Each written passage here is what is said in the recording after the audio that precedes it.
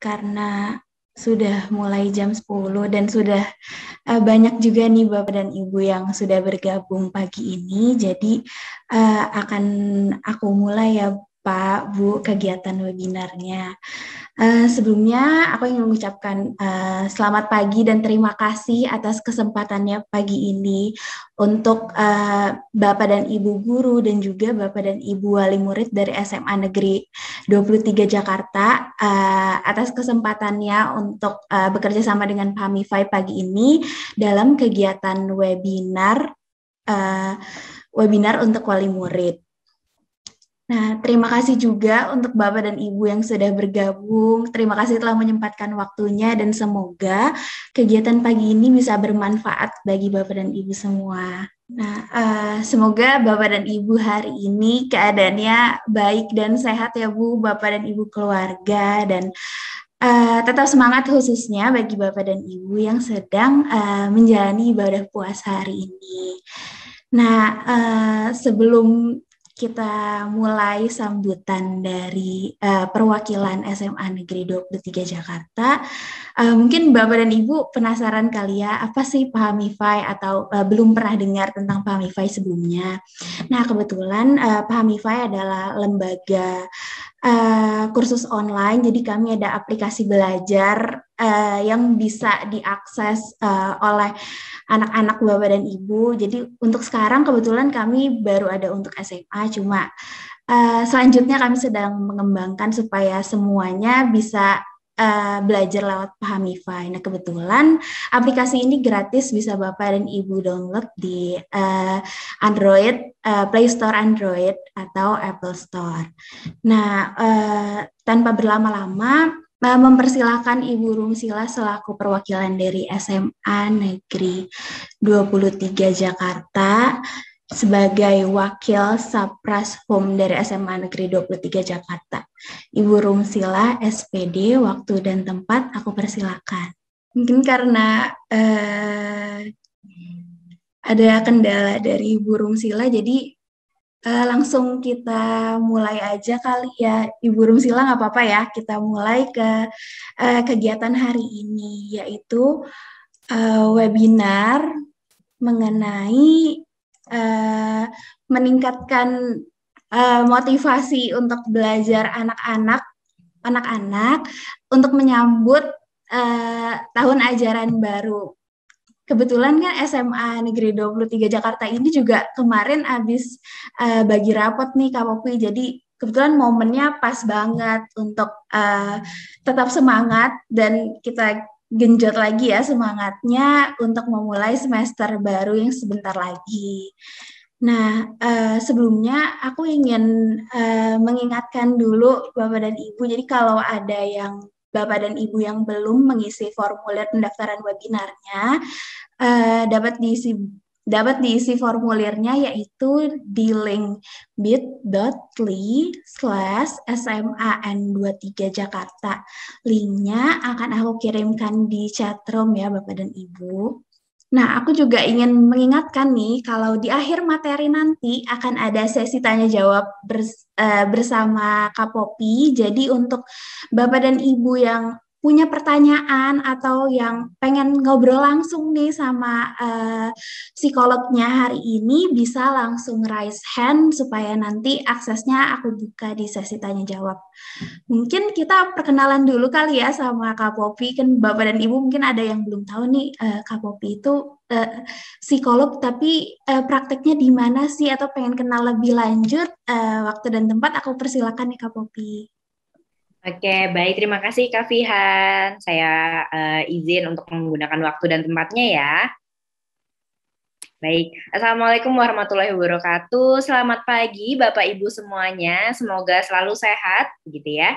Selamat pagi juga kepada Ibu Rumsilah. Mohon maaf nih Bu ya, karena terkait dengan sinyal, kemudian mungkin kendala teknis, jadinya Ibu Rumsilah tidak bisa memberikan sambutannya nih ke kita semua. Tapi tidak apa, semoga tidak mengurangi materi dari hari ini begitu ya, dan tidak mengurangi kesemangatan dari Bapak Ibu semuanya gitu ya. Nah, saya senang banget nih hari ini Kak Fihan. Kenapa? Karena biasanya kita bikin webinar hari Sabtu untuk anak-anak ya gitu ya, untuk adik-adik kita semua, tapi hari ini Pak Hamify buat untuk orang tuanya, untuk Bapak Ibu gitu. Nah, jadi Bapak Ibu ini memang perlu sekali juga nih untuk mendapatkan informasi-informasi terkini gitu ya, terutama terkait dengan perkembangan informasi pembelajaran pendidikan untuk saat ini gitu ya. Nah, untuk Bapak Ibu semuanya yang mungkin mau bergabung dalam Parents Community Pahamify gitu ya. Jadi Parents Community Pahamify itu adalah salah satu wadah di mana Bapak Ibu dalam tingkat nasional semuanya berkumpul di situ. Nanti secara mingguan kita akan adakan kuliah WhatsApp gitu. Kemudian juga ada tanya jawab dengan saya. Kemudian nanti juga kita bisa sharing-sharing gitu, cari info tentang misalnya ada Bapak Ibu yang pengen tanya perkembangan jurusan itu seperti apa gitu sama Bapak Ibu yang lain, silahkan sekali nanti untuk bergabung dengan Parents Community Pahamify, silahkan hubungi ke Kak Fihan secara langsung. Nah, saya izin untuk share screen terlebih dahulu ya Kak Fihan, untuk sambil memperkenalkan diri saya lebih lanjut. Oke, nah hari ini kita mau ngapain sih? Hari ini saya mau lebih ke sharing gitu ya. Jadi saya akan memberikan materi terlebih dahulu, tapi nanti kalau misalkan Bapak Ibu pengen kasih kritik, saran gitu atau pertanyaan, silahkan sekali. Gitu ya. Hari ini saya mau ngomongin tentang mengoptimalkan semangat belajar anak gitu ya, adik-adik kita, siswa-siswa kita gitu untuk menghadapi semester baru. Nah, sebelum membagikan materi, izinkan saya untuk memperkenalkan diri terlebih dahulu gitu ya, karena tak kenal maka tak sayang. Bapak Ibu nantinya bisa panggil saya kakak, mbak, dok, atau lain sebagainya yang senyamannya Bapak Ibu saja gitu ya. Perkenalkan saya Poppy Rianti Kemala, saya menempuh pendidikan S1 Psikologi di Universitas Indonesia, kemudian bekerja sebentar gitu ya di bidang pendidikan juga, lalu dilanjutkan di S2 Profesi Psikologi Universitas Atmajaya Jakarta. Nah, saya biasanya praktiknya itu di Pahamify gitu. Jadi di Pahamify itu ada salah satu fitur yang keren banget yang mungkin aplikasi bimbingan belajar lain tidak punya gitu ya. Yaitu adalah video counseling. Jadi video counseling itu isinya tentang ada subjek-subjek di mana misalnya nih anak-anak sering tanya gimana sih caranya menghadapi kecemasan ujian nih Kak gitu. Jadi sudah ada video-video gitu ya yang saya bawakan mengenai materi-materi psikologi dan anak-anak bisa untuk tonton video itu di aplikasi Pahamify tentang diri sendiri, lingkungan, sekolah, orang tua, atau misalnya aspek-aspek lainnya. Jadi anak-anak kita gitu ya, siswa-siswi kita bisa mendapatkan informasi yang valid kalau misalkan mereka sedang ada kecemasan atau kegalauan terkait hal tertentu gitu ya. Nah, salah satu contohnya bisa dilihat Bapak Ibu gitu ya. Ada di YouTube juga, teasernya beberapa, itu salah satunya mengenai kecemasan menghadapi ujian. Jadi ketika saya berbicara tentunya menggunakan teori-teori yang sudah valid, jadi dipastikan nanti anak-anak Bapak Ibu, siswa-siswi kita itu nggak asal katanya-katanya gitu ya, tapi sudah mendapatkan informasi dari saya sebagai psikolog dan juga teori-teori pendukung lainnya. Kemudian Pahamify juga secara berkala memberikan artikel-artikel gitu ya tentang hal-hal terkini yang masih terkait dengan psikologis gitu ya, atau misalnya dengan dunia pendidikan. Contohnya nih, kalau misalkan anak-anak zaman sekarang gitu ya, apalagi anak-anak zaman SMA itu biasanya value-nya adalah sosial gitu sama teman-temannya, atau misalnya mungkin udah ada yang suka-sukaan gitu ya. Nah, itu semuanya akan dibahas. Jadi mulai dari pendidikan, mulai dari orang tua, kemudian dari lingkungan, dari teman-temannya gitu ya. Itu semuanya akan dibahas secara valid gitu. Nah, kemudian saya juga beberapa kali mengisi atau menjadi narasumber di acara televisi gitu ya. Mungkin Bapak Ibu yang pagi-pagi nih kadang-kadang suka nih sering nonton yang namanya acara-acara pagi gitu ya sebelum subuh. Nah, biasanya saya hadir di situ atau misalnya di acara-acara lain gitu ya yang masih bertemakan dengan psikologi. Kemudian beberapa kali juga mengisi acara di Halodoc gitu ya, mungkin di aplikasi Halodoc. Jadi untuk Bapak Ibu yang mungkin pengen konsultasi langsung sama saya bisa melalui platform Halodoc atau lewat aplikasi Pahamify. Seperti itu Bapak Ibu. Yuk kita lanjut ke masuk materinya. Nah, mau ngomongin tentang semangat, bener nggak sih semangat itu sama dengan motivasi gitu? Karena seringkali, ayo dong motivasiin anak-anak saya, motivasiin temennya dan segala macam. Apakah benar motivasi itu sama dengan semangat? Nah, sebenarnya nih Bapak Ibu, definisi dari motivasi itu adalah alasan gitu ya, atau dorongan yang mendasari sebuah perbuatan dilakukan oleh seorang individu gitu ya. Jadi, kalau misalkan dia punya motivasi yang tinggi, artinya seseorang tersebut punya alasan yang kuat untuk mencapai apa yang diinginkan, apa yang ingin dikerjakannya gitu, untuk kemudian akhirnya dia bersemangat nih gitu. Jadi misalnya motivasinya dia mau menjadi apa, motivasi ke depannya itu mau jadi apa. Nah, itu yang akan membuat dia semangat gitu. Tapi memang seringkali masyarakat kita gitu ya mengatakan bahwa motivasi itu adalah semangat, padahal sebenarnya beda nih. Nah, Bapak Ibu, sebenarnya kita semua sebagai individu tuh punya yang namanya kebutuhan-kebutuhan gitu ya. Dan kebutuhan ini dari paling bawah, bisa dilihat dari tabel yang sebelah kanan, itu harus dipenuhi terlebih dahulu sampai akhirnya dia bisa naik sampai ke segitiga yang paling atas. Gitu. Nah, kita lihat dulu dari tabel yang paling kanan, sebelah sini ada yang namanya segitiga, paling bawah itu adalah fisiologis. Makanan, minuman, tidur, pakaian, dan segala macam itu adalah salah satu yang perlu dipenuhi dulu nih Bapak Ibu. Gitu ya. Jadi ketika misalnya seseorang individu, nggak hanya anak-anak saja, tapi juga kita yang berusia Bapak Ibu, ketika ini sudah terpenuhi dengan baik, minimal dengan nyaman gitu ya, dengan cukup, maka dia bisa untuk lanjut ke kebutuhan atasnya gitu. Kemudian masuk ke rasa aman. Rasa aman itu seperti keamanan, keteraturan, kestabilitas gitu ya. Itu baru bisa naik. Naik lagi ke atasnya adalah sosial, afeksi. Afeksi itu artinya kasih sayang, kemudian relasi dengan teman lingkungannya, dengan keluarganya juga. Kemudian dia baru nih bisa masuk ke penghargaan. Nah, kalau misalnya nih Bapak Ibu sering nanya, ini kok anak saya kayaknya nggak punya tujuan apa-apa gitu ya, atau misalnya dia kayaknya tanggung jawabnya rendah banget gitu ya. Nah, Bapak Ibu coba cek apakah segitiga paling bawahnya itu sudah terpenuhi apa belum gitu ya. Karena kalau segitiga paling bawahnya itu belum terpenuhi, akan sulit untuk dia mencapai segitiga atasnya gitu. Jadi teori ini adalah seperti apa ya, Bapak Ibu bisa cek gitu ya secara mandiri apakah fisiologis anak sudah terpenuhi, rasa amannya sudah terpenuhi, sosialnya sudah terpenuhi, sampai akhirnya dia bisa mendapatkan yang namanya kebutuhan penghargaan, sampai akhirnya dia bisa nih untuk meningkat semangatnya, termotivasi gitu, bertanggung jawab dan lain sebagainya.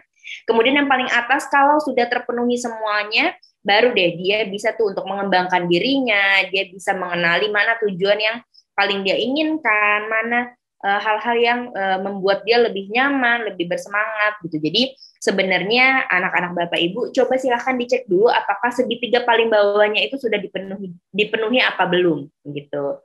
Jadi jangan sampai nih kita ngejudge, kok kayaknya kamu beda deh sama teman-teman kamu yang lain gitu ya. Kok kayaknya kamu padahal seringkali gini nih, bahkan orang tua saya sendiri dulu pernah bilang kayak gini nih, kamu tuh ya sama-sama makan nasi loh sama temen kamu gitu ya, tapi kok beda rankingnya atau misalnya beda prestasinya segala macam. Nah, Bapak Ibu boleh gitu ya dilihat lagi gitu ya, apakah fisiologisnya, rasa amannya, sosialnya itu sudah terpenuhi semua oleh anak-anak Bapak Ibu atau belum, sampai akhirnya dia bisa masuk ke penghargaan dan aktualisasi dirinya. Seperti itu. Nah, Bapak Ibu jangan lupa gitu ya, mungkin nih anak-anak Bapak Ibu semester yang lalu itu nilainya cukup rendah atau misalnya tidak sesuai dengan diharapkan gitu ya. Jangan lupa gitu ya bahwa kita sebagai individu punya sekali yang namanya multiple intelligence atau inteligensi yang berbagai macam gitu ya. Jadi mungkin walaupun Bapak Ibu anaknya nih tidak baik dalam aspek matematika sepertinya remedial terus, atau misalnya kok kayaknya dalam pelajaran sepertinya tidak menonjol gitu ya. Tapi mohon diingat Bapak Ibu, ini adalah salah satu teori yang biasa dipakai memang dari kami para praktisi pendidikan dari Dr. Howard Gardner. Jadi seseorang itu sebenarnya punya yang namanya inteligensi berbagai macam. Ada yang baiknya gitu di logika matematika. Jadi ada yang logika matematikanya itu bagus sekali. Ada juga yang di intrapersonalnya. Jadi intrapersonal itu ketika misalnya seseorang itu mampu nih untuk memahami dirinya, untuk peka terhadap dirinya sendiri gitu ya. Kemudian ada juga nih yang baiknya di kinestetik. Jadi ketika dia berolahraga gitu ya, atau misalnya dia melakukan aktivitas yang menggunakan gerak tubuh, itu dia keren banget gitu. Dia oke banget. Misalnya seperti dancing atau misalnya seperti olahraga, main bola dan sebagainya gitu ya. Kemudian ada juga yang bakatnya itu di bidang spasial. Spasial itu seperti misalnya dia ternyata jago gambar nih, atau misalnya dia jago mendesain gitu, dia bisa bikin puzzle, atau misalnya dia senang banget untuk datang ke museum gitu ya, kemudian lihat-lihat, kemudian dia memvisualisasikannya dalam bentuk gambar, video, dan lain sebagainya. Kemudian juga ada bakat lain yaitu interpersonal. Interpersonal tuh dia jadi mampu peka gitu ya sama sekitarnya. Dia peka ketika misalnya bapak ibunya sedang sedih, atau misalnya adik-adik kakaknya itu sedang sedih, atau misalnya sedang senang, itu dia sangat peka di bidang itu. Ya, sampai teman-temannya mungkin kalau misalkan curhat tuh ke dia gitu, karena dia punya bakat nih di bagian interpersonal ini. Kemudian ada lagi yang namanya inteligensi linguistik. Linguistiknya itu di mana dia itu baik gitu ya di dalam bidang ketika sastra. Ketika dia menceritakan sesuatu gitu ya, itu bagus sekali. Kemudian saat dia membacanya itu langsung dapat gitu, inti dari bacaan itu langsung bagus, langsung dapat. Kemudian dia juga seringkali menulis, atau misalnya dia seringkali bikin novel gitu, atau misalnya menulis diary gitu, atau misalnya dia senang banget yang namanya bikin playing games yang ada kata-katanya gitu, seperti Scrabble atau misalnya Komunikata, itu dia jago banget tuh di bidang itu. Kemudian di bidang terakhir yaitu adalah musik. Nah, jadi dia mungkin di aspek-aspek lain dia tidak muncul, tapi ketika dia main musik, dia nyanyi, dia main musik, itu semua orang tuh terpesona gitu ya. Nah, jadi mohon Bapak Ibu perlu diketahui bahwa tidak apa kalau misalkan anak-anak Bapak Ibu kurang menonjol di semester lalu gitu, atau misalnya nanti ke depannya, tapi mohon coba Bapak Ibu peka untuk mengarahkan dia lebih ke bakatnya kemana nih gitu ya. Karena ada beberapa orang yang hanya menonjol pada satu aspek, misalnya hanya di musik saja, tapi aspek lainnya itu kurang. Tapi ada juga yang ternyata dia bagus di musik, dia ternyata bagus juga nih di spasial gitu, atau misalnya di bagian desain menggambar gitu. Nah, Bapak Ibu coba untuk diperhatikan tentang hal ini gitu. Jadi memang walaupun biasanya kadang-kadang bapaknya di bidang matematika gitu ya, misalnya ibunya di bidang sastra, tapi kok anaknya di bidang musik ya. Nah, itu tidak apa Bapak Ibu gitu ya. Jadi itu adalah hal yang lumrah terjadi gitu ya, karena menurut teori seseorang individu itu bisa mendapatkan satu atau lebih dari satu hal-hal di depan Bapak Ibu ini. Ada yang bakatnya di logika matematika, intrapersonal, bodily kinestetik, spasial, interpersonal, linguistik, atau musikal gitu ya. Jadi Bapak Ibu jangan khawatir kalau misalkan nilai-nilai dia di sekolah kayaknya agak kurang baik gitu ya. Coba dicari bakat dia yang lain gitu ya. Mungkin bakatnya di olahraga, atau di musik, atau di sastra, dan lain sebagainya, karena itu bisa menunjang dia untuk pembelajaran selanjutnya. Nah, kemudian apa sih hubungannya gitu ya, motivasi itu dengan prestasi untuk kedepannya nih? Gitu. Jadi ada nih faktor-faktor yang dapat mempengaruhi hasil belajar atau prestasi, mulai dari faktor internal dan juga faktor eksternal. Faktor internal sendiri terbagi dari fisik dan psikologis, dan faktor eksternalnya juga dari fisik, tapi bedanya kalau internal itu ada psikologisnya, kalau eksternal ada sosialnya. Itu. Nah, kalau internal faktornya itu mulai dari organ tubuh kita, gitu ya, panca indera kita, kondisi fisik kita secara umum, apakah kita mampu gitu ya untuk mengikuti pembelajaran, dan kemudian hasil belajar itu lebih baik gitu ya. Jadi biasanya panca indera yang paling mudah untuk dilihat adalah mata gitu. Jadi mungkin mereka-mereka yang minus mata-matanya gitu, tapi suka nggak ngecek atau lain sebagainya gitu ya. Jadi ketika dia duduk di belakang gitu, dia kurang bisa memahami tuh gurunya nyoret-nyoret apa di papan tulis gitu ya. Tapi kalau misalkan ternyata dia dipakaikan kacamata gitu, nah dia bisa tuh menangkap semuanya. Nah, Bapak Ibu coba untuk peka gitu ya, untuk dicek apakah panca indera dari anak-anak Bapak Ibu itu bisa menunjang untuk prestasi ke depannya. Kemudian dari bagian psikologisnya itu seperti minatnya, kemudian motivasinya, dan variabel-variabel kepribadian lainnya gitu ya. Ketika misalnya anak-anaknya kurang bersosialisasi, atau misalnya lebih mudah bersosialisasi, nah itu juga bisa menjadi pengaruh pada hasil belajarnya. Kemudian kemampuan kognitif, yaitu IQ. Nah, namanya IQ itu biasanya sering kali gini nih, ada yang nanya, IQ itu bisa meningkat nggak sih? Gitu ya. Sebenarnya IQ itu ketika nantinya dia sudah masa remaja, SMP atau SMA, itu bisa meningkat, tapi pelan-pelan gitu. Karena apa? Karena inteligensi yang sangat baik untuk distimulasi itu ketika dia di golden age, yaitu ketika dia usia balita. Jadi ketika di usia balita itu IQ-nya bisa benar-benar tambah luar biasa gitu. Tapi ketika dia makin dewasa gitu ya, makin remaja, itu IQ-nya meningkatnya mungkin hanya 1 digit, 2 digit gitu ya. Jadi dan itu juga skalanya beda-beda nih Bapak Ibu. Jadi jangan sampai nih kamu ketika SMP IQ-nya tinggi loh, angkanya segini, segini, segini. Tapi ketika SMA angkanya segini, segini, segini. Nah, perlu diketahui nih Bapak Ibu, yang namanya tes IQ itu setiap jenjang TK, SD, SMP, SMA itu skalanya beda, pengukurannya juga beda, gitu ya. Jadi optimalnya tes IQ ini berapa lama gitu? Selama yang kami pelajari gitu ya, tes IQ ini maksimal berlaku untuk 1 tahun. Jadi untuk Bapak Ibu yang kalau misalkan kayaknya pengen nih ngetes minat bakat atau misalnya inteligensi anaknya, silahkan sekali untuk per 1 tahun gitu ya. Atau misalnya pengen lihat perkembangannya, itu biasanya tidak beda jauh gitu ya dari tahun-tahun sebelumnya. Jangan lupa ditanyakan usianya, jadi karena usianya itu sangat berpengaruh pada nanti pengecekan kategori norma untuk IQ-nya sendiri. Gitu. Kemudian kemampuan khusus yaitu bakat. Kalau bakat itu biasanya memang terberi gitu ya, takdir yang diberikan oleh Tuhan.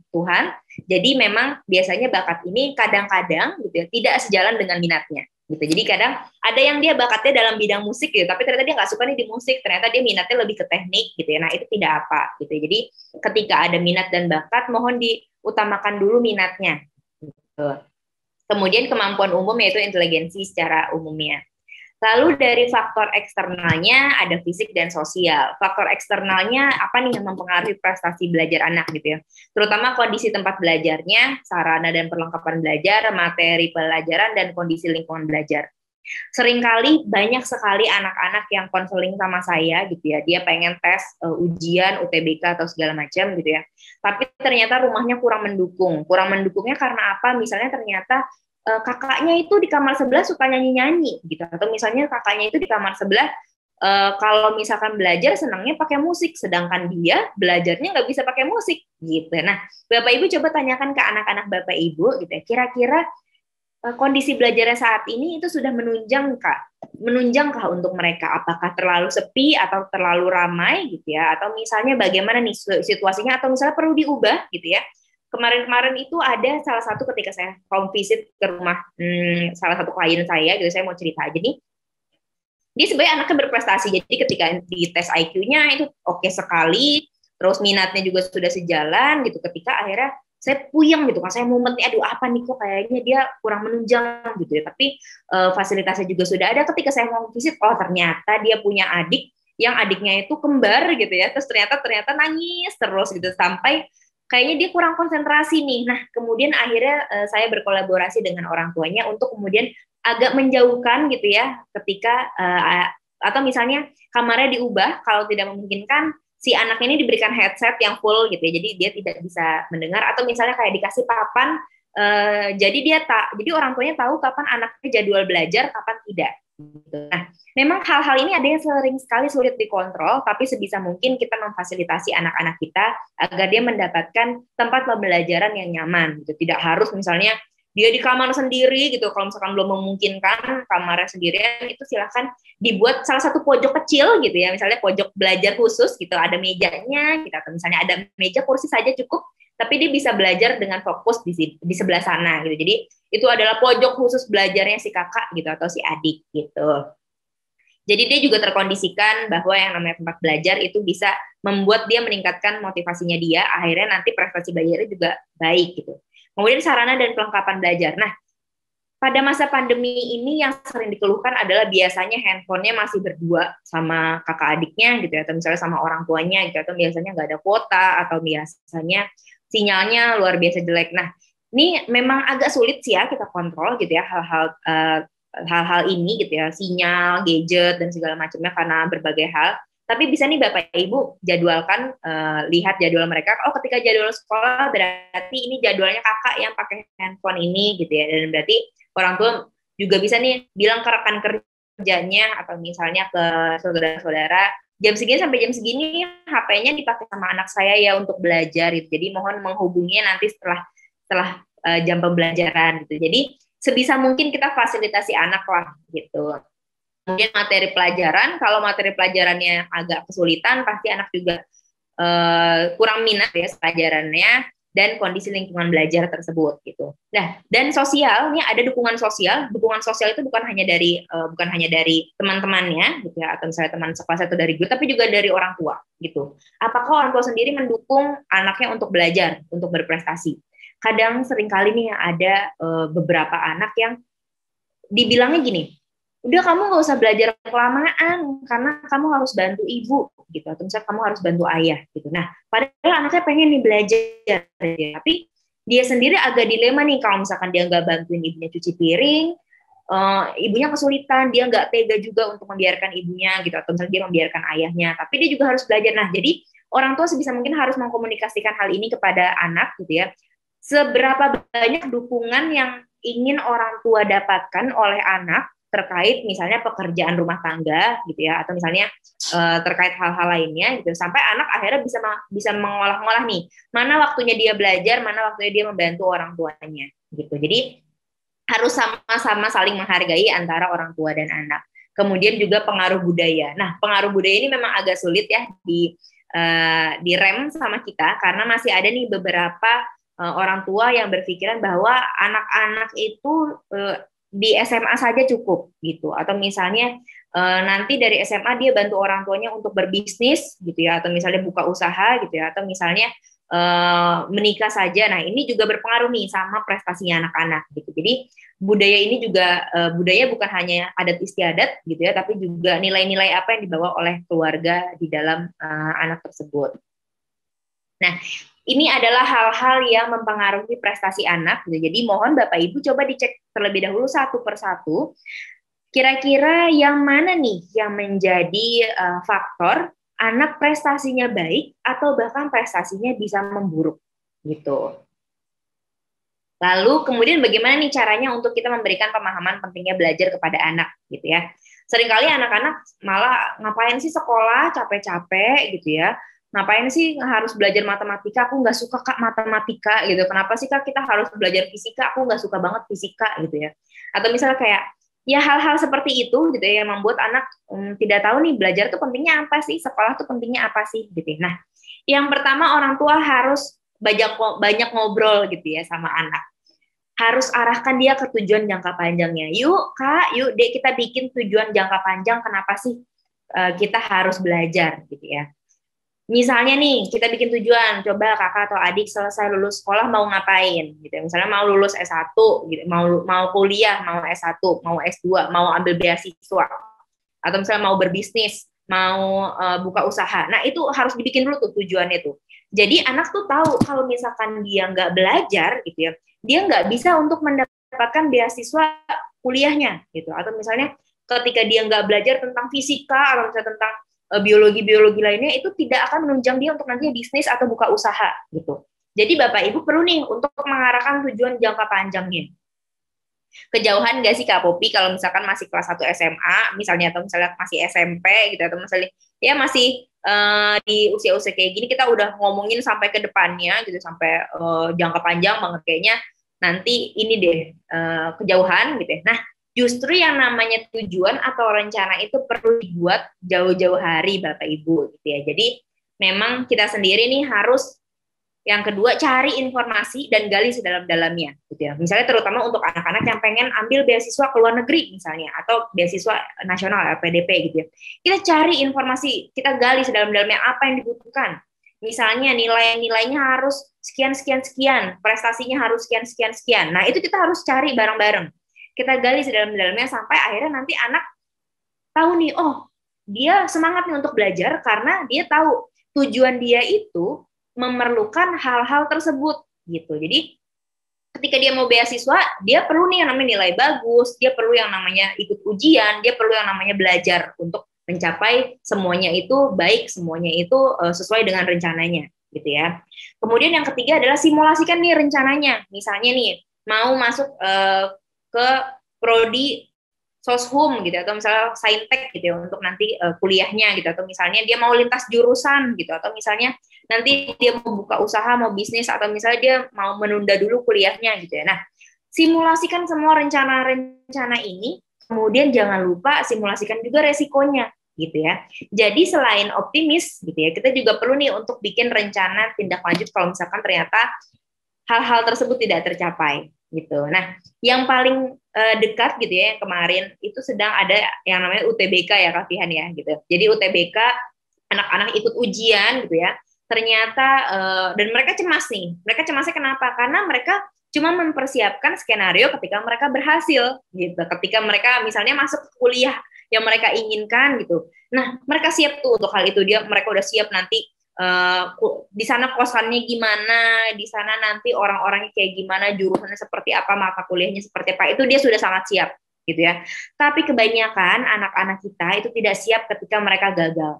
Mereka mulai kewalahan, mereka mulai bingung untuk apa yang harus dilakukan gitu. Padahal itu peluangnya masih 50% nih Bapak Ibu.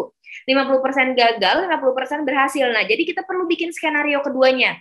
Bukan maksudnya kita ngerasa pesimis gitu ya, bukan maksudnya kita ngerasa aduh kamu jangan berpikiran yang jelek-jelek dulu deh gitu ya, atau misalnya kita siapin yang baik-baik aja. Nah, tapi memang kita harus mempersiapkan nih yang resiko-resiko tersebut. Misalnya contohnya anak masuk UTBK, ternyata dia tidak lulus, tidak berhasil, apa yang harus dia lakukan? Apakah dia perlu gap year atau tunda kuliahnya gitu ya, atau dia bisnis dulu, dia kerja dulu, atau dia masuk ke perguruan tinggi swasta gitu. Dan ini resiko-resikonya pasti selalu ada gitu ya. Contohnya kalau misalkan dia gap year berarti dia ketinggalan dari teman-temannya gitu ya, atau misalnya dia perlu mempersiapkan diri lebih baik karena ternyata saingannya ke depan makin banyak, atau misalkan ketika dia kerja berarti pendidikannya berhenti di SMA saja walaupun sebenarnya dia punya potensi luar biasa gitu untuk sampai lulusan sarjana gitu. Jadi resiko-resiko ini juga perlu dipertimbangkan nih Bapak Ibu gitu. Jadi selain kita mengarahkan apa sih pentingnya belajar untuk anak, kita perlu sampai jauh sekali gitu, kita simulasikan rencana dan juga resikonya.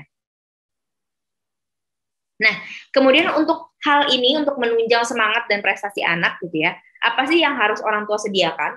Yang pertama adalah afeksi. Afeksi itu adalah kasih sayang, waktu, pendampingan gitu ya. Jadi usahakan banyak komunikasi sama anak gitu ya. Tanya anak maunya apa, minatnya apa, kira-kira bakatnya apa yang dia perlukan gitu ya. Apakah waktu gitu ya, atau misalnya apapun itu gitu ya. Karena afeksi ini adalah salah satu penunjang apakah anak berhasil untuk mencapai cita-citanya gitu ya. Karena ini termasuk dukungan gitu. Jadi kalau misalkan dia ngerasa dia didukung sama orang tuanya, dia ngerasa didukung sama lingkungannya untuk mencapai apa yang dia inginkan, itu menjadi salah satu dorongan besar gitu ya untuk anak-anak. Bahkan anak-anak seringkali banyak yang bilang sama saya kayak gini nih, Pak Popi, aku tuh udah didukung banyak banget sama orang tuaku gitu ya. Jadi saya belajar mati-matian gitu ya, karena saya nggak pengen mengecewakan mereka gitu. Nah, salah satunya adalah itu Bapak Ibu. Jadi orang tua tuh memang salah satu motivasi terbesar anak untuk sukses gitu. Nah, tapi kita sebagai orang tua juga perlu tahu diri gitu ya. Kita sebagai orang tua juga perlu nih untuk memberikan waktu kita, untuk memberikan kasih sayang kita, seenggaknya dukungan gitu ya, atau misalnya doa gitu ya untuk anak-anak kita. Misalnya, nak semangat ya ujiannya hari ini, atau misalnya, nak belajarnya capek ya, mau dimasakin apa, atau misalnya mau dikasih cemilan apa. Nah, hal-hal semacam itu, sekecil itu sangat membuat anak-anak kita tuh luar biasa motivasinya gitu ya.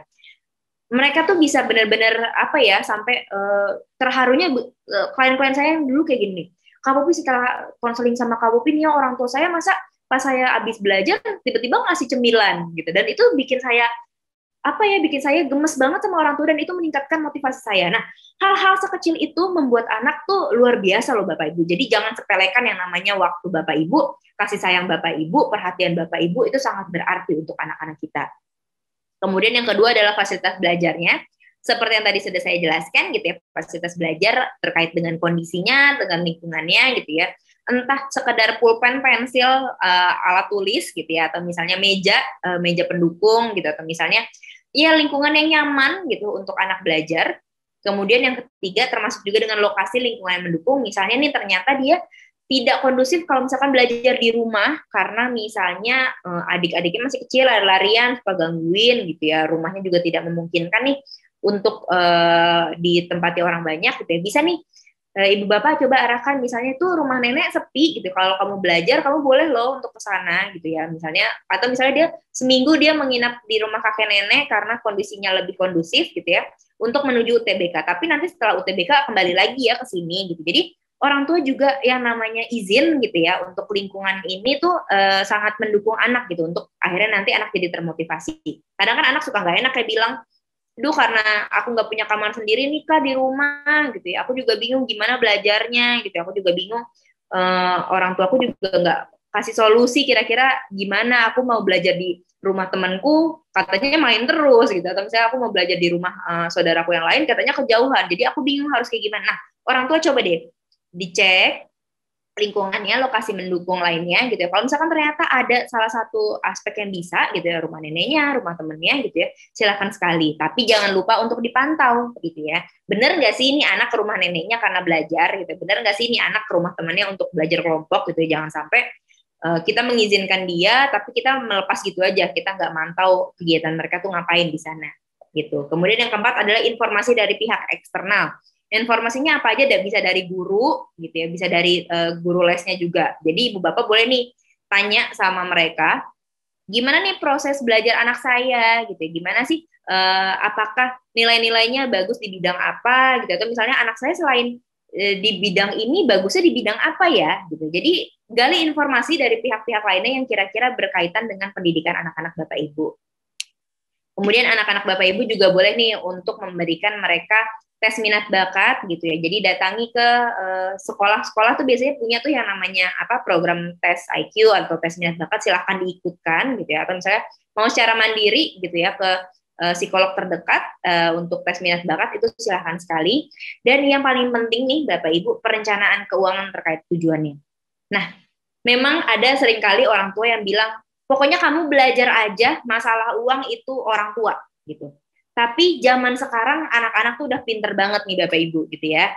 Anak-anak udah tahu banget apa yang dia mau, udah tahu, bahkan udah cari sampai kalau misalkan aku ke jurusan ini, alat-alat yang dibutuhkan itu apa aja, harganya tuh berapa aja, mereka sudah bisa cari tahu sendiri gitu. Nah, jadi yang perlu Bapak Ibu berikan di sini bukan maksudnya Pak, Kak, Dik, aku punya, Bapak Ibu punya duit segini gitu ya. Nah, kamu pokoknya kita cuma punya duit segini gitu, tapi nggak dijelasin gitu ya. Nah, yang perlu Bapak Ibu berikan adalah perencanaan keuangan terkait tujuannya. Itu misalnya nih, Bapak Ibu punya tabungan sekian, lalu tanya anak-anak misalnya mau masuk ke jurusan apa.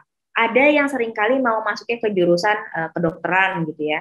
Tapi mereka nggak tahu nih, orang tua tuh keuangannya mendukung nggak ya untuk dia masuk ke jurusan kedokteran gitu ya, atau misalnya anak-anak ada yang mau masuk ke ke desain grafis gitu ya, anak-anak tuh nggak tahu orang tuanya punya uang berapa untuk memfasilitasi misalnya laptopnya gitu ya, atau misalnya alat-alat lainnya. Jadi jangan sampai nih anak-anak kita kebeban sama hal tersebut gitu ya, walaupun memang orang tua kalau nggak punya silahkan sekali dibilang, karena apa? Karena anak-anak zaman sekarang tuh udah tahu apa yang harus diinginkan. Bahkan beberapa kali anak-anak yang konseling sama saya nih bilang, Kak, ternyata orang tuaku bilang mereka nggak sanggup untuk membiayai saya kalau ke PTS gitu. Jadi saya harus yang namanya kejar PTN gitu. Saya harus dapat beasiswa atau kalau perlu saya sambil kerja sambilan gitu. Karena apa? Karena keuangan ini memang agak-agak sensitif untuk beberapa keluarga, tapi memang mau nggak mau harus dibilangin nih ke anak gitu ya. Karena apa? Karena ini terkait juga dengan tujuan kedepannya. Jadi jangan sampai anak sebenarnya punya potensi di bidang kedokteran gitu, atau misalnya di bidang kesehatan lainnya, atau di bidang teknik atau lain sebagainya gitu ya. Atau misalnya ternyata dia udah masuk nih diem-diem gitu ya, dia masuk nih di luar kota gitu ya, di universitas yang luar biasa kerennya gitu ya. Tapi dia takut apakah orang tuanya bisa membiayai gitu ya. Dia masih nggak punya bayangan tentang hal itu. Gitu. Jadi jangan sampai keuangan ini jadi beban buat anak gitu ya. Kalaupun memang orang tua agak sungkan membicarakannya gitu ya, silahkan dibicarakan lebih lanjut. Misalnya kamu kayaknya jangan ngekos deh Kak gitu karena alasannya biaya. Cukup di situ saja sudah cukup. Nggak perlu misalnya dikasih tahu Bapak Ibu punya duitnya berapa dan segala macam. Nah, dari situ anak-anak sudah akan tahu kok solusinya kira-kira apa. Apakah beasiswa, apakah dia harus kerja, atau misalnya dia harus cari penghasilan tambahan gitu ya. Nah, ini anak-anak sudah punya perencanaan-perencanaan seperti itu. Karena apa yang mereka butuhkan adalah transparansi dari orang tua seperti itu. Kemudian yang terakhir, nah untuk terkait dengan tes minat bakat tersebut, Bapak Ibu perlu nih yang namanya download aplikasi Pahamify, karena di aplikasi Pahamify kami bukan hanya belajar online, tapi ada juga fitur-fitur tryout, kemudian juga bank-bank soal, kemudian ada juga nih materi UTBK, lalu info kuliah, jadi info kuliah secara nasional gitu ya, dari Sabang sampai Merauke, sampai ke biaya-biayanya, sampai ke jurusan-jurusannya, sampai ke mata kuliahnya itu kita ada di aplikasi ini all in one. Kemudian juga ada tes minat bakat gitu ya. Jadi hanya dengan mengklik saja anak-anak tuh bisa tahu apa saja minatnya, bakatnya, jurusan yang cocok, kemudian pekerjaan yang cocok apa gitu ya. Ini hanya ada di aplikasi Pahamify. Yang terakhir adalah konseling. Konselingnya dengan saya, dengan psikolog gitu ya. Anak-anak bisa nih diarahkan misalnya untuk konseling atau misalnya menanyakan hal-hal tertentu terkait dengan permasalahannya, terkait dengan kegalauannya. Kalau misalkan orang tua pengen konseling sama saya juga gitu ya, itu silakan sekali, tapi memang hanya lewat aplikasi Pahamify gitu. Jadi silakan Bapak Ibu ditengok dulu nih aplikasinya gitu ya, jangan sampai terlewatkan karena ada banyak sekali informasi yang ada di dalam aplikasi Pahamify. Nah, sekian materi dari saya. Boleh nanti kita lanjutkan dengan tanya jawab gitu ya. Kalau misalkan masih ada materi-materi yang kayaknya kurang jelas atau masih ingin ditanyakan, silahkan sekali untuk ditanyakan kepada saya. Tapi sebelumnya saya kembalikan waktu dan tempat kepada Kak Fihan. Semoga materi ini membantu untuk Bapak Ibu. Terima kasih. Silakan Kak Fihan. Terima kasih banyak Kak Popi atas materinya. Nah, ternyata tuh nggak cuma faktor dari si anak sendiri ya Kak Popi yang mempengaruhi semangat, terus biar dia tuh senang gitu belajarnya, tapi juga ada pengaruh dari faktor luar dan terutama tentunya keluarga. Nah, untuk mempersingkat waktu ini udah banyak yang kirim pertanyaan Kak dan udah banyak yang raise hand juga untuk tanya langsung sama Kak Popi. Ini ada pertama aku akan buka akses mic untuk Pak Antonius. Selamat siang, Kak Popi. Selamat siang, Pak Antonius. Bagaimana kiat dan caranya mendapatkan beasiswa perguruan tinggi? Boleh dibantu kalian beasiswa untuk? Mendapatkan beasiswa untuk keluar negeri ya Pak ya? Oh, oke, baik. Ini ke perguruan tinggi. Untuk perguruan tinggi Kak Popi. Oke, untuk mendapatkan beasiswa ke perguruan tinggi. Oke, baik. Pak Antonius, biasanya beasiswa itu langsung saya jawab saja Kak Fihan ya. Biasanya informasi beasiswa itu ada di website atau di sosial media atau di internet gitu ya. Masing-masing dari kampus. Misalnya nih Pak Antonius mau mendapatkan informasi beasiswa dari Universitas Indonesia misalnya ya. Silakan rajin-rajin dicek websitenya, silakan rajin-rajin dicek websitenya karena biasanya mereka secara berkala, apalagi untuk semester baru gitu ya, mereka membuka yang namanya lowongan untuk beasiswa. Biasanya ada syarat-syarat yang harus dipenuhi apa saja. Nah, jadi rajin-rajin untuk cari informasi beasiswanya karena memang agak tricky gitu ya. Hanya orang-orang yang benar-benar niat sekali yang akan mendapatkan informasi beasiswa ini. Tapi biasanya dari sekolah sendiri juga seringkali memberikan informasi ke anak-anak gitu ya. Atau misalnya memberikan informasi ke orang tua karena biasanya universitas-universitas tertentu itu bikin sosialisasi atau kayak kasih kuota gitu ya untuk sekolah-sekolah untuk masuk ke jalur beasiswa mereka seperti itu. Terima kasih Kak Popi. Baik, terima kasih Pak Antonius, semoga membantu. Terima kasih. Terima kasih Pak. Untuk selanjutnya Ibu Niken boleh dibuka Bu mic-nya dan bisa langsung tanyakan pertanyaannya. Oke, mungkin kita lanjut dulu kali ya. Untuk Ibu Wiwik, boleh Bu langsung ditanyakan. Baik, selamat siang. Assalamualaikum Kak Popi. Waalaikumsalam. Ya. Baik, ini saya mau menanyakan bagaimana kiat-kiat kita sebagai orang tua nih ya untuk dapat menjadi best friend bagi anak-anak milenial nih. Karena kan seperti yang saya pernah lihat itu bahwa software otak kita tuh tiap generasi atau beda generasi itu beda gitu. Jadi kalau kita yang kelahiran 90 atau 70, 2000 itu ya softwarenya emang beda. Makanya kita kadang suka kamu sih gaptek nih, orang tua gaptek sama anak-anak ya, karena memang software kita beda. Nah itu bagaimana untuk menjembatani biar kita dapat mengikuti lah pemikiran atau apa ya namanya gaulnya anak-anak milenial gitu, agar kita dapat memotivasi ya anak-anak dan sejalan dengan mereka gitu Kak Kopi. Oke, baik Bu Wiwik. Terima kasih atas pertanyaannya. Ini juga pasti yang sering ditanyakan nih ya sama orang tua zaman sekarang.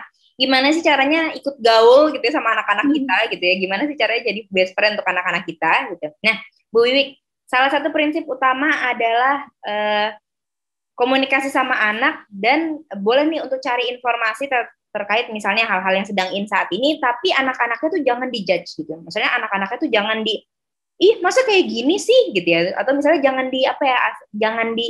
banding-bandingkan, atau misalnya jangan ditolak terlebih dahulu gitu ya. Jadi misalnya nih zaman sekarang nih udah mulai banyak nih yang namanya konten TikTok joget-joget gitu ya. Nah, orang tua boleh tuh untuk cari informasi terkait hal-hal terkini, tapi jangan dulu bilang ini nggak bagus nih, kamu jangan nih kayak gini gitu misalnya, atau kamu kayaknya nggak boleh nih kayak gini. Nah, karena apa?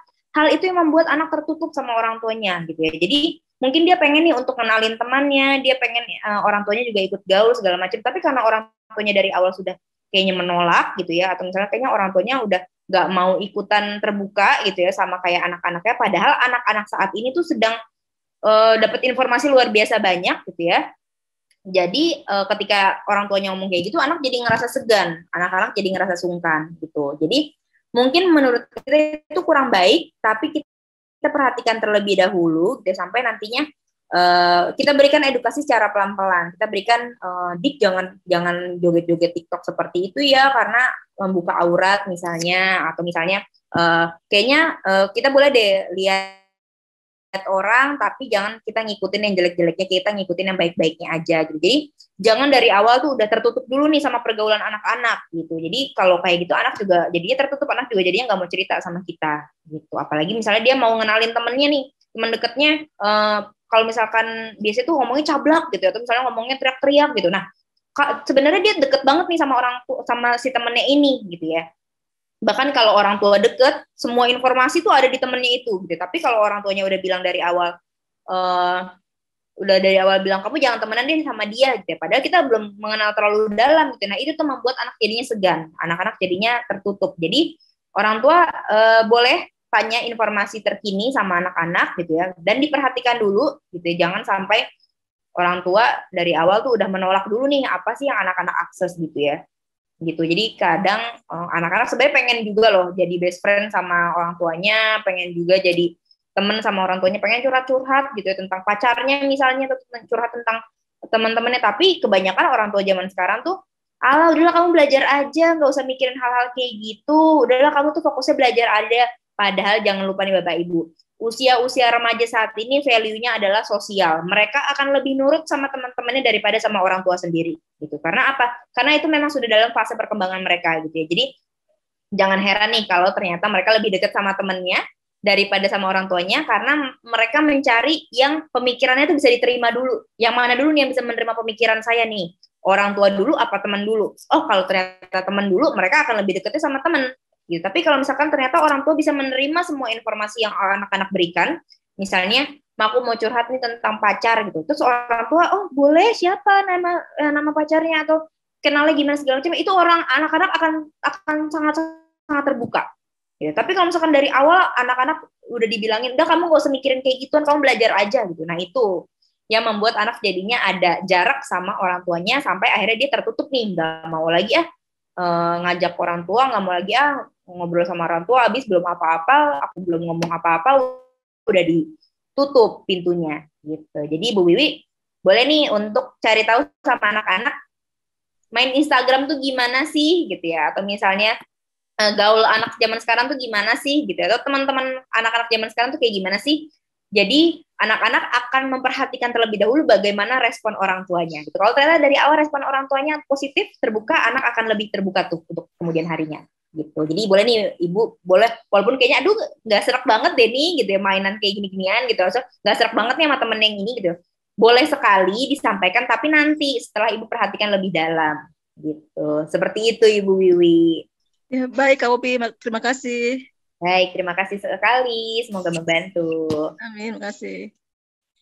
Oke, untuk pertanyaan selanjutnya kita ambil satu pertanyaan lagi ya Kak yang tanya langsung, Boleh, lalu boleh. sisanya kita akan jawab dari yang Q&A. Ini udah banyak juga Kak pertanyaan yang masuk. Oke, untuk Pak Fahrul Reza, waktu dan tempat kupersilakan Pak. Oke, selamat pagi. Selamat pagi. Pagi Pak. Jadi aku punya pertanyaan nih. Bagaimana jika kondisi orang tua yang sulit untuk mendukung anaknya dalam belajar?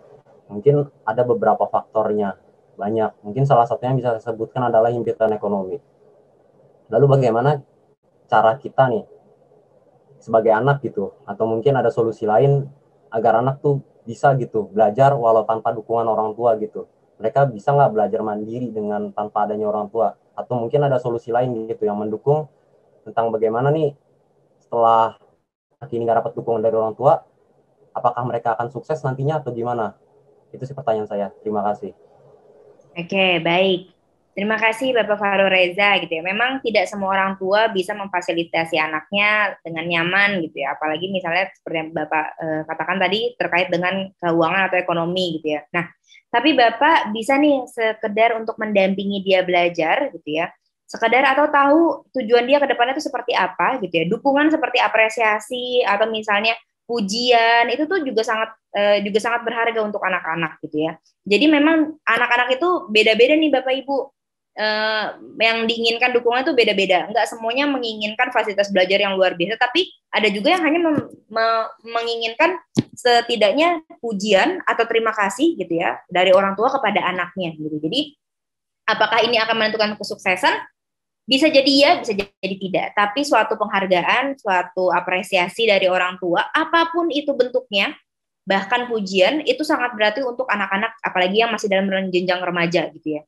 Bahkan sering banget ada ini yang konseling sama saya, Kak, aku tuh nggak butuh yang namanya handphone baru, aku nggak butuh yang namanya kamar sendiri, atau misalnya aku nggak butuh ya fasilitas penunjang seperti itu.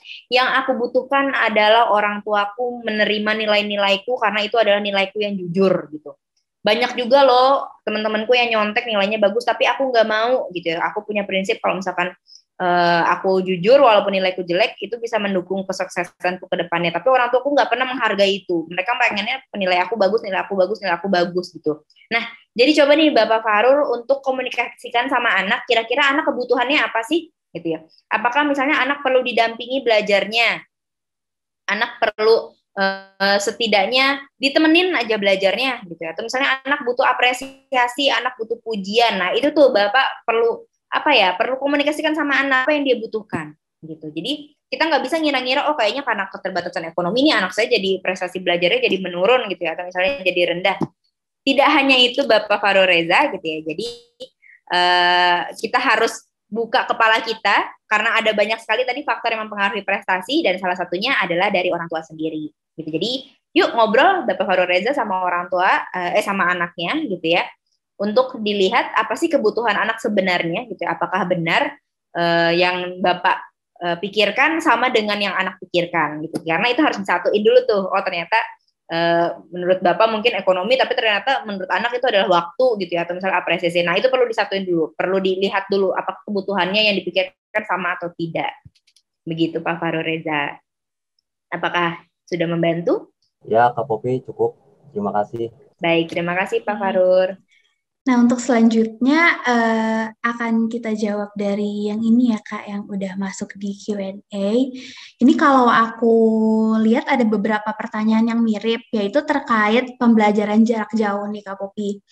Jadi kan untuk pembelajaran jarak jauh ini mungkin anak-anak belajarnya harus online, terus akan lebih banyak membutuhkan gadget daripada ketika belajarnya datang ke sekolah. Nah, ada beberapa bapak ibu yang belajarnya jarak jauh, terus setelah itu kebanyakan pegang gadget, dan mungkin ada kan gak setiap anak terbuka dengan progres belajarnya ya Kak Popi. Nah, gimana caranya supaya orang tua ini bisa membuat belajar di rumah itu tetap semenyenangkan belajar di sekolah, karena kan kadang kalau kebanyakan pegang gadget itu malah fokusnya ke HP bukan ke pelajarannya. Dan di luar itu juga kalau misalnya si anak ini nggak cerita-cerita gitu ke orang tuanya tentang perkembangan dia belajar gimana atau apa yang dia alami, kesusahan yang ada di sekolah itu kayak gimana, itu gimana caranya supaya orang tua tetap bisa tahu tentang perkembangan dan kemajuan progres belajar anaknya di sekolah. Oke, baik, terima kasih Kak Pihan. Jadi gimana caranya mengontrol kegiatan anak gitu ya, dengan pembagian antara dia belajar, kemudian mungkin pakai handphone untuk hal yang lain gitu ya, dan gimana caranya memantau apakah perkembangan belajar itu udah sesuai gitu ya. Nah, yang pertama cara paling mudah adalah dijadwalkan gitu ya. Jadwalkan ini seperti apa? Bapak Ibu perlu tahu jadwal sekolahnya anak itu kapan saja gitu ya. Jadi misalnya nih Senin sampai Jumat dari jam 8 pagi sampai jam 3 sore gitu ya. Berarti Bapak Ibu udah tahu nih, oh ternyata jam belajar anak tuh jam segitu gitu ya.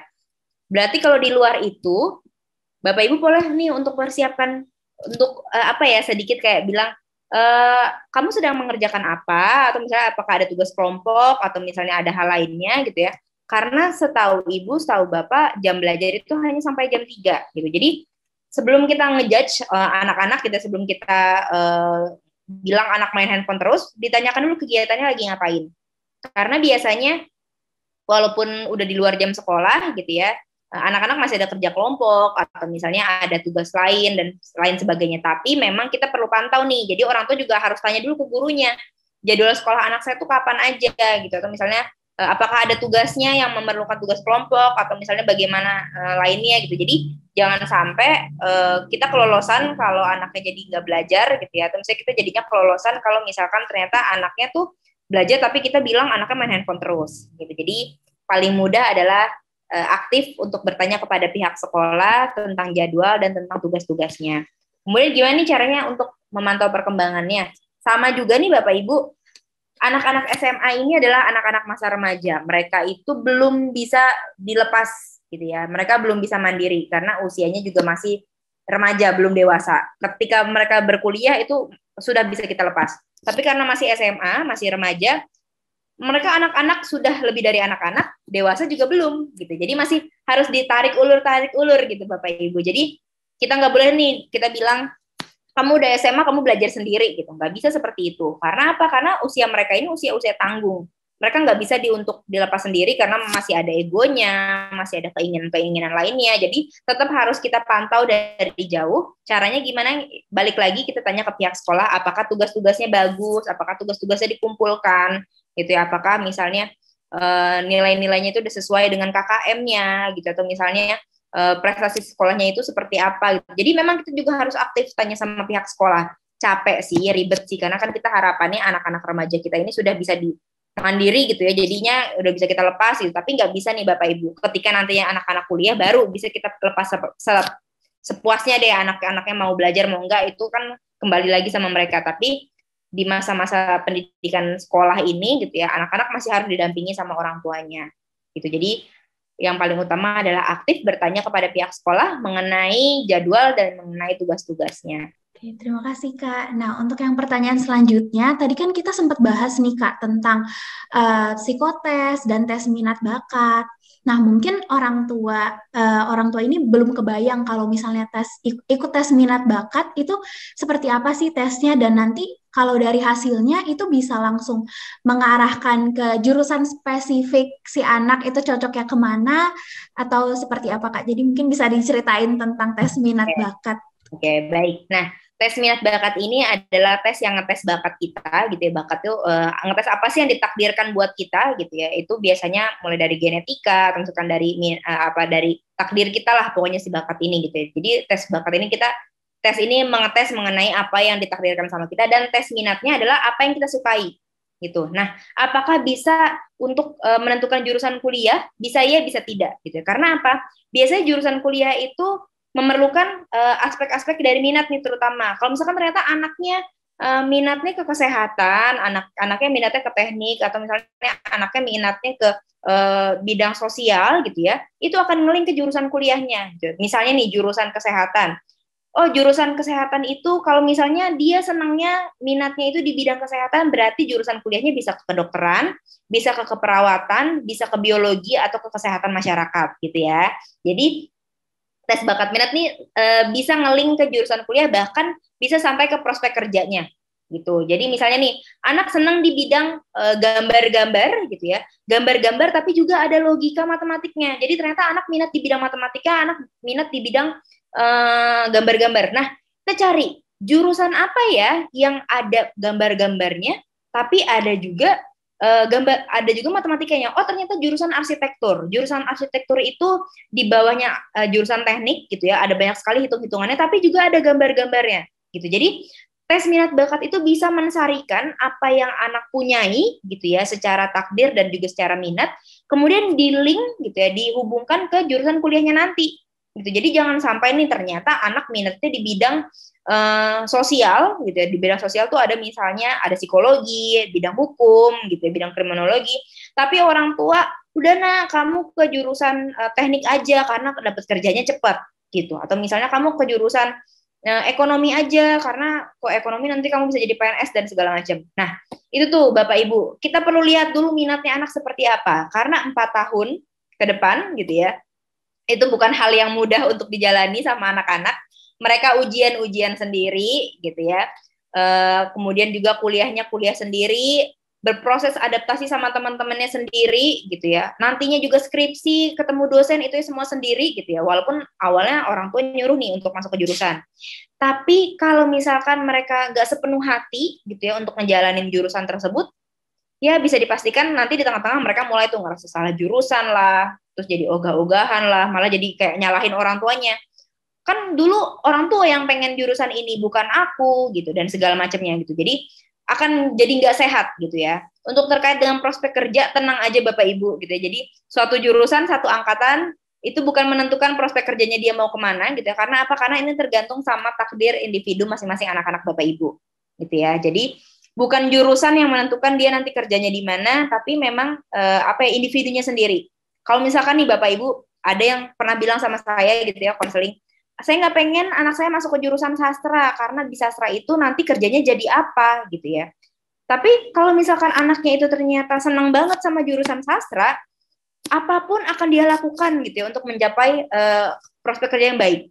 Coba Bapak Ibu bisa lihat ketika di kedutaan gitu ya, atau misalnya ketika di kepresidenan itu ada loh anak-anak sastra yang jadi juru bicaranya dan gajinya juga luar biasa gitu. Jadi kita nggak bisa tuh untuk menentukan sukses atau tidaknya anak itu dari apa yang kita lihat dari sekarang aja gitu. Karena apa? Karena banyak sekali jurusan-jurusan zaman sekarang gitu ya. Mungkin zaman dulu kayaknya jurusan gambar-gambar gitu ya, jurusan desain itu nggak ada artinya. Mau jadi apa kamu nak gitu. Tapi sekarang coba lihat deh. Jurusan desain itu bahkan satu orang desainer grafis itu bisa kerja di 3 atau 4 tempat gitu ya, Kafihan ya gitu ya. Jadi dia bisa kerja di Pahamify, ternyata dia juga bisa ngedesain iklan-iklan billboard di jalanan gitu. Jadi zaman sekarang itu perkembangannya luar biasa, jadi kita nggak bisa lagi tuh untuk mengkotak-kotakan apakah anak sukses atau tidak itu dari jurusan kuliahnya atau dari prospek kerja ke depannya. Seperti itu. Jadi, apakah tes minat bakat bisa menentukan jurusan kuliah? Bisa jadi. Dan change-nya justru lebih besar kalau misalkan kita ikutkan anak kita ke tes minat bakat. Jadinya dia sudah tahu nih, oh minatnya dia ke sana, bakatnya dia ke sana, jurusan kuliahnya dia mau ngelingnya kemana. Seperti itu, Kak Fihan. Jadi si tes minat bakat ini bisa memberikan orang tua gambaran juga ya Kak Popi. Kalau biasanya mungkin bingung nih si anak tuh minatnya karena banyak banget, itu bisa kita mulai kelompokkan jurusannya dari hasil tes minat bakatnya itu ya Kak ya. Betul sekali, nah, untuk pertanyaan terakhir nih Kak, jadi gimana supaya kita tuh bisa mendorong anak self-motivated dan self-driven gitu Kak untuk belajar. Jadi anak ini tanpa disuruh orang tua, dia tetap semangat belajar. Terus kan mungkin di luar itu juga anak punya hobi lain ya, kayak misalnya ada yang suka baca komik dan sebagainya. Nah, gimana supaya si anak itu tetap bisa tetap semangat dan ngerti sendiri gitu untuk belajar, tapi juga bisa tetap menyalurkan minatnya ke hal yang lain gitu Kak. Cuma intinya biar si anak ini tuh sadar sendiri kalau penting loh belajar buat dia, karena kalau anak gak belajar kan anak sendiri yang terima resikonya ya salah satunya. Nah gimana sih Kak biar si anak itu ngerti dan paham pentingnya belajar? Oke, untuk anak ngerti, paham, dan pentingnya belajar itu bisa kembali ke materi saya yang tadi gitu ya. Jadi orang tua dan anak duduk bareng gitu ya.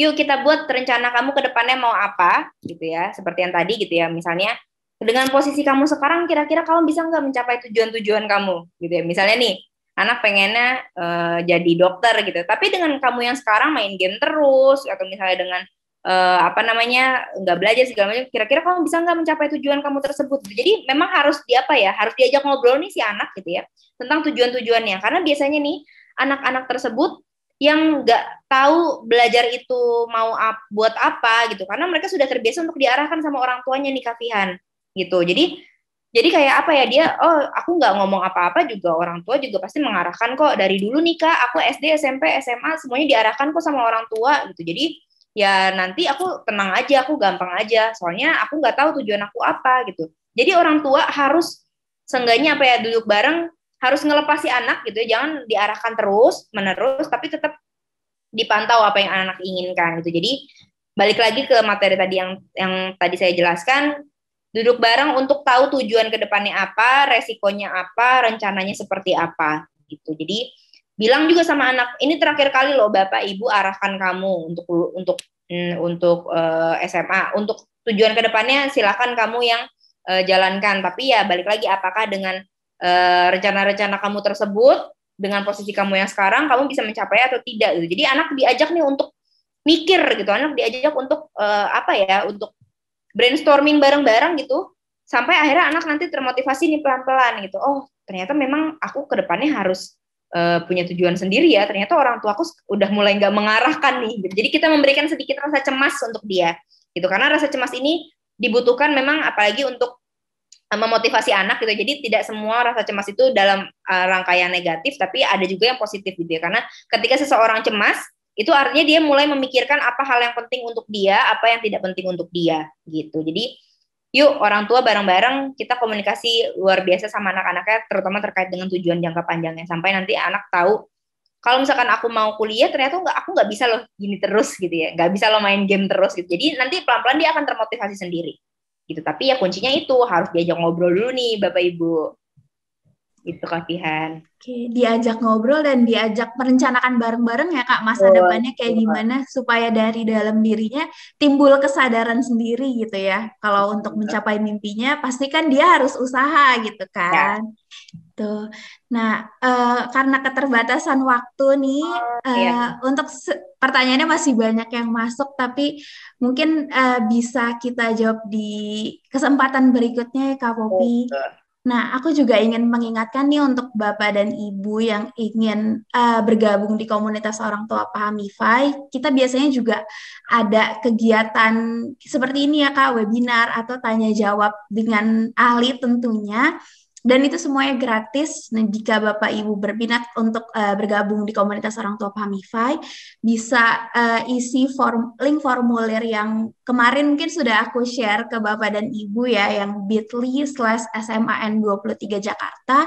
Itu ada pertanyaan Bapak dan Ibu bersedia atau tidak bergabung di komunitas orang tua paham MiFi. Itu bisa diisi bersedia, nanti akan aku hubungi lebih lanjut. Nah, selain itu juga untuk menutup kegiatan hari ini, sebelumnya kita kehadiran Ibu Sri Mulyani, Kak. Ibu Sri Mulyani ini perwakilan dari SMA Negeri 23 Jakarta selaku guru BK. Untuk waktu dan tempat, aku persilakan Ibu Sri Mulyani. Terima kasih Kak Fihan. Assalamualaikum warahmatullahi wabarakatuh. Selamat pagi semuanya. Terima kasih kepada pihak Paham Five yang memfasilitasi acara ini. Kak Popi keren banget. Terima kasih banyak Bapak Ibu yang telah hadir. Terima kasih banyak. Semua yang diomongin Kak Popi itu benar banget. Gitu. Benar banget, dan itu memang terjadi Kak, benar-benar terjadi. Jadi mungkin yang perlu ditekankan adalah ke anak-anak itu perhatian ya, walaupun mereka sudah merasa besar dan sudah merasa dewasa, walaupun belum sih sebenarnya ya, tapi mereka memang butuh banget perhatian itu untuk kedepannya biar mereka bisa lebih baik dan bisa menentukan nasibnya sendiri ya Kak Popi ya. Ya, terima kasih sekali lagi kepada Pak Hamil Five. Semoga kita bisa terus menjalin kerjasama ya Kak Fihan ya. Semoga di webinar berikutnya kami masih bisa bergabung dengan Pak Hamil Five. Itu aja. Terima kasih untuk Bapak Ibu sekali lagi yang telah bergabung. Assalamualaikum warahmatullahi wabarakatuh. Selamat pagi. Waalaikumsalam warahmatullahi wabarakatuh. Nah, ternyata gak cuma kita aja ya Kak yang menghadapi permasalahan tentang si anak-anak remaja ini. Ternyata Ibu Sri Mulyani selaku guru BK pun sama menghadapi hal yang sama.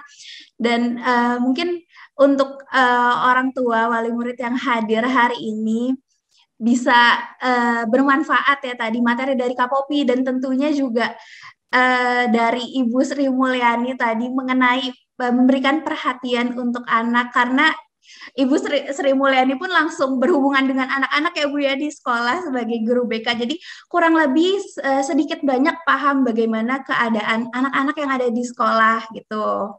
Nah, kita sudah sampai di akhir penghujung acara Bapak dan Ibu. Sebelumnya aku ingin mengucapkan terima kasih banyak untuk SMA Negeri 23 Jakarta, untuk Ibu Rumsila dan Ibu Sri Mulyani selaku perwakilan dari SMA Negeri 23 Jakarta.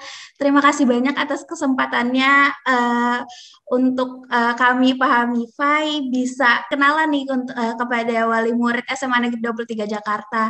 Semoga kita bisa bekerja sama dan bisa bertemu lagi di kesempatan-kesempatan selanjutnya dengan SMA Negeri 23 Jakarta maupun dengan wali muridnya.